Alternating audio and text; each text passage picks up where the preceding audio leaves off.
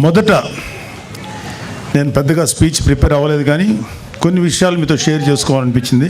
So చాలాసార్లు చాలా వేదికల్లో అందరూ చెప్పిన మాట మళ్ళీ ఇంకొకసారి మీతో గుర్తు చేస్తున్నాను. కూటమి ప్రభుత్వం వచ్చి 7 నెలలు అయింది. ఇంకా అచ్చేయలేదు, ఇచ్చేయలేదు, ఆ స్కీమ్ రాలేదు, ఈ వెల్ఫేర్ స్కీమ్ రాలేదని నోటుకొచ్చినట్లు వాగే వైసీపీ గోండాలకి, కుక్కలకి, వైసీపీ సన్నాసులకి ఒక విషయం చెప్పు.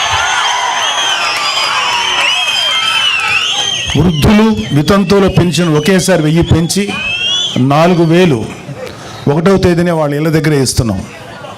దివ్యాంగులకి రెట్టింపు పెన్షన్ అందిస్తున్నాం. ప్రతి నెల 64 లక్షల మంది పెన్షన్దారులకు పెన్షన్ ఇవ్వడానికి